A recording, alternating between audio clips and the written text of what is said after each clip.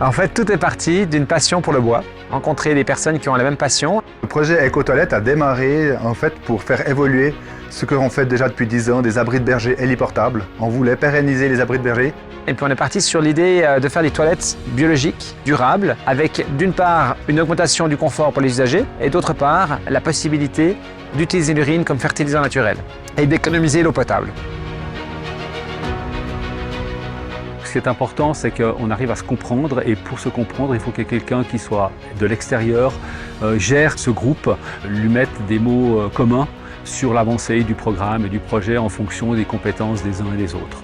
La plateforme Strategizer nous a vraiment cadré parce qu'on a plein d'idées, on les met sur papier, on les met un peu partout, mais on n'est jamais tellement bien organisé.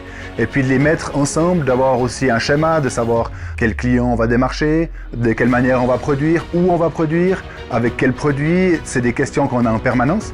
Mais à un moment donné, il faut les organiser et c'est l'outil quand même qui nous a permis de discuter ensemble. InnoPME nous aide, elle nous a aidé en fait, à créer cette dynamique d'itération pour essayer de faire des simulations sans avoir besoin de dépenser des montants importants pour valider l'une ou l'autre des hypothèses. Donc ça nous a vraiment créé une dynamique vertueuse. C'est comme ça qu'on a réussi à construire le projet.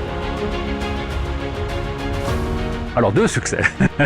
Deux succès. Bon, ce modèle-là qui est vendu, le numéro proto il est dans la cour, qui va aller au bord d'un lac sur des Diablerets pour l'été et pour l'hiver certainement sur une station de ski. Et puis deuxième succès, c'est qu'on a obtenu un crédit de la part du canton de Vaud pour le tourisme durable. InnoPME a clairement créé un lien entre les différents musiciens pour justement donner cette harmonie qui fait qu'aujourd'hui on a un projet qui tient la route. Je crois qu'il ne faut pas avoir peur d'expérimenter et de tirer parti de toutes les expériences qu'on peut faire avec ces deux sites pilotes.